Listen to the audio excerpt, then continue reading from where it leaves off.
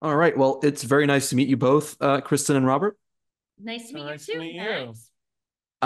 Well, first and foremost, congratulations on your work in this show. I assume it was a fun project to be a part of. Oh, so joyful. It's so Oh, fun. sorry. Sorry. He just, what's this? It'll just be a few more times. Don't worry. Yes, it was a joy. Thank you. It was so So, much. I got it. I'm sorry. I was kind of in the sneeze mindset, but working for Marvel, like we usually write musicals, which are so difficult and so much more of a psychological and mental lift for us. Working for Marvel is utter joy in comparison, and especially with Jack Schaefer, she's just out of this world. Agreed. did you both know that you would return for Agatha when the show was announced after WandaVision, or like how did that come Well, about? when they announced there was going to be an Agatha spinoff, we happened to have Jack's phone number in our cell. So I reached out and I was like, congratulations, of course. Also, if you need a song, you know where to find us. So I guess like a year later, they said like the time has come. Um, and then they gave us these amazing scripts and we got to see, oh, Jack's been thinking, she's so smart about music, she's so smart about how to use music. So much of our job was done by the brilliant mind of Jack Schaefer before we even arrived on the scene. And I assume Jack Schaefer, specifically for this show in particular, she had a very specific vision on how she wanted the songs to be integrated in the show. She knew exactly what she wanted, and she had this in her mind, the entire evolution of this folk song that, from its beginnings to, as it grew to a, a 70s folk rock classic, and how that related to the story she was telling, um, both plot wise and emotionally.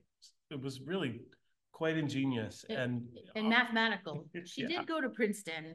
And so there was this, like when we went to the first one we wrote was the 70s ballad. Um, but when we went to do that, I had I had full scenes from full episodes with all of this language and all these plot points, plus all this witch research, plus all these instructions for how the road works. Plus, it needed to be a love song that could also be a 70s hit that had a protective spell in the bridge. So like we knew that our job was to put all of these things together into a hit song that you could place in the 70s. And then from there, we were able to sort of strip things back, add things for other versions. I Yeah. guess you do. Yeah. Oh, sorry. You No, want? no, Okay. just echo what she said. Go ahead. Yeah. I guess it is kind of a challenge to also think about the song as being, I guess, spells for the witches to, unlock the road. And in the case of the fourth episode, it being a protection spell for the coven as well. Well, Yes. Jack also mentioned that she wanted, she talked about Fleetwood Mac and Silver Spring, that amazing song, and she said I wanted to cast a spell, kind of the way that one does, almost a curse or a spell, and that lines right up with the way we think about music as in its purest form, really is kind of a spell or a form of magic, something that is a power we don't fully understand how it works. um, we know how to make it, but we don't always know why it works the way that it works. And so that was, as a composer, that's where my mind went. Like, how does this thing? How do we um, conjure these kind of primal, unseen forces with this music, in a way that music can, as we know, the church has used music for centuries. Music kind of evolved from the church. And one of the reasons that especially choral singing in harmonies works so well is it truly is doing magic in that these voices are coming together, they're making the air change with vibrations. That vibration is coming to your body through your ears, and your body is releasing oxytocin, a bonding and love and calming hormone. So music actually does create magic and change your chemical makeup, especially choral and harmonic music. You don't even have to be singing it, you just have to be hearing it, and that'll happen. And I think that that kind of plays a role in like why these lonely, isolated characters come together and they sing this song, and there's a bond there, and that bond creates a coven, and that coven unlocks the road. Why the protective spell that we've put it, why that would work, to help keep the demons of like isolation and addiction off of her daughter's back, is like the healing power of music. I guess you also have to factor into the development of the characters as well, especially in the fourth episode where the coven really comes together and are more united than they were before they sang that song in the fourth episode as well. Right? Totally. Absolutely. And that's the fun. And then the fun was also to add Aubrey on the drums. Aubrey had to take drum lessons, and she just relished it. The face that she gives on some of those drum heads is like priceless. Yes. And Patty on the zells, like Patty on and we had to, they weren't always in, not all those instruments were in the original when we recorded it, before they came and recorded it, and then we added them extra after because of the way Patty was using. That's right. It Patty was so funny. we dubbed in a lot of what she was doing on the set into the mix, and it just made us laugh so much. Yeah, because she's just funny. Yes, as a person, and she couldn't help but be funny with those maracas. Well, in this show, you only had to collaborate with Catherine Hahn again, as she was in WandaVision, but you also get a chance to work with pretty fairly new and exciting additions to the MCU. And I'm wondering if you can talk about working with not only Catherine Hahn again, but also in her coven as well. Sure. I mean, Catherine, when she recorded Agatha All Along 1,000 years ago, that's when we met. That's when we met her, and we actually weren't in person. It was 3,000 miles apart because it was the pandemic.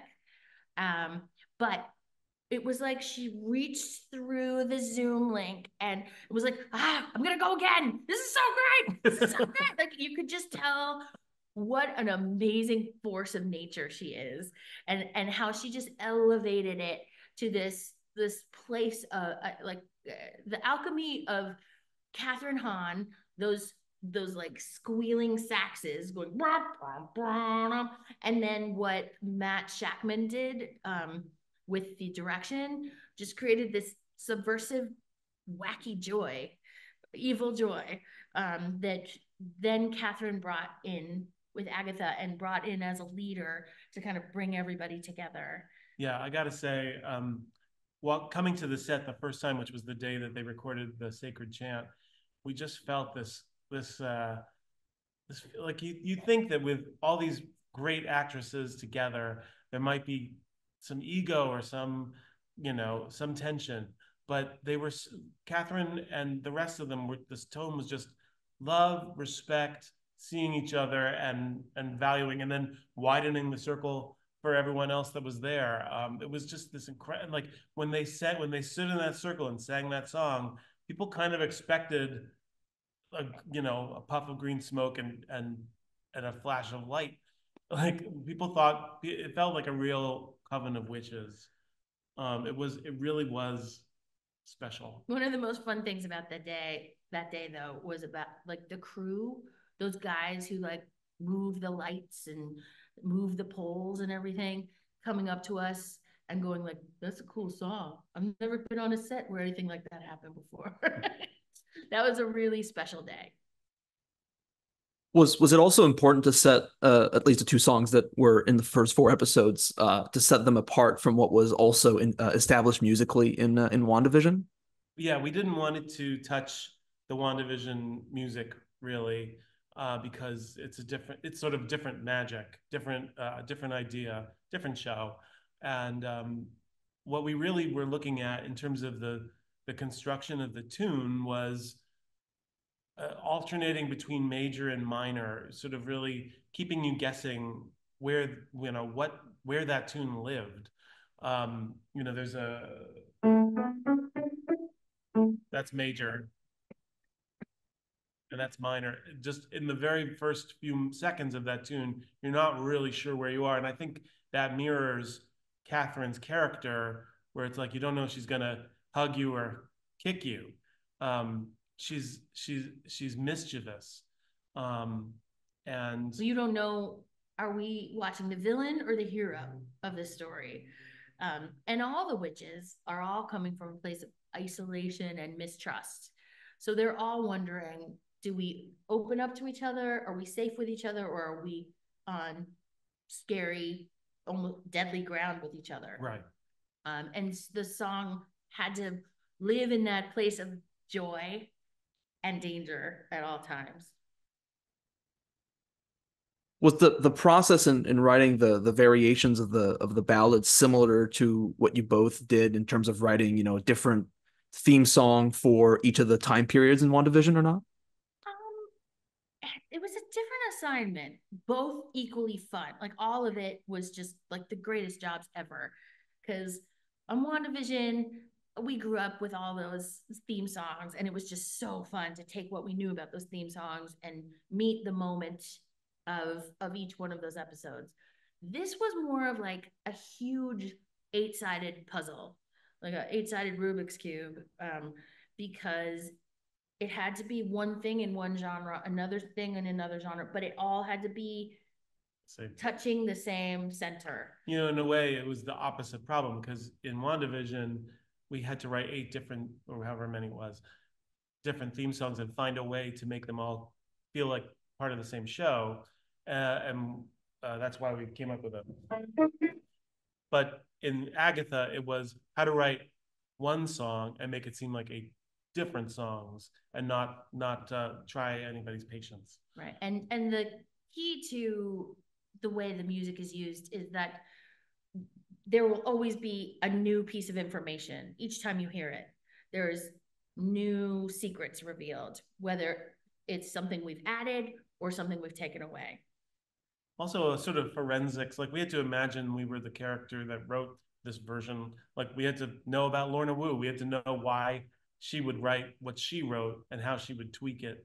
You know, she put the protection spell in there. That's the bridge, and it's in a different style. It's in a different key center, and it had to sound, it had to feel like a different writer, as opposed to the sacred chant, which is kind of the pure form of the, you know, the opening of the road. And for that, we talked about the Beatles, because John Lennon always had, like, what's the famous thing? Oh, like try to see things my way. That's Paul, right? Tell if I am right or I am wrong. And then you get John was, life is very short, and there's no.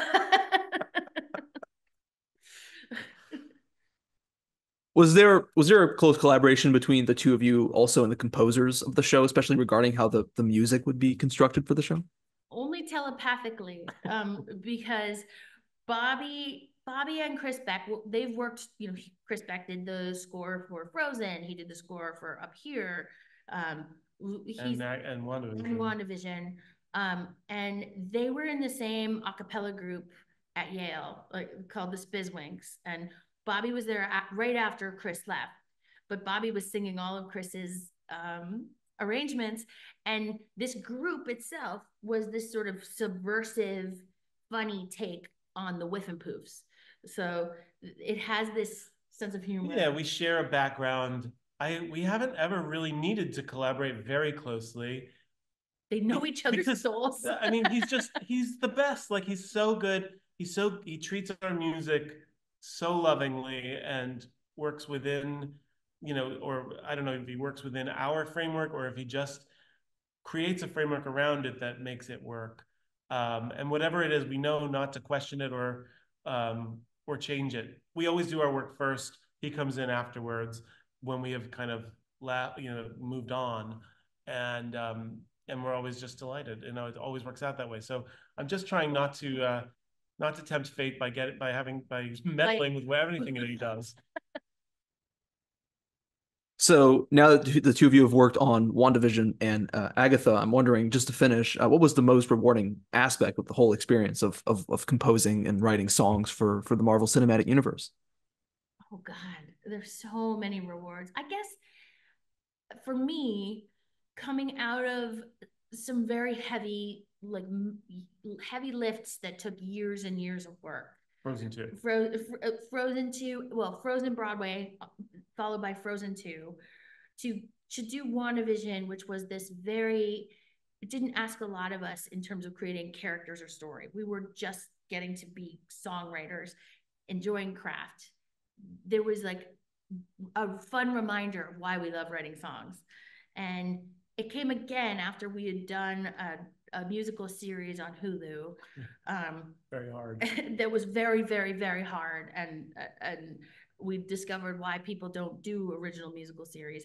And then to follow it with like this really fun puzzle that reminded us like sometimes it's just great to step in and like write a song and write and let it expand and grow as it needs to.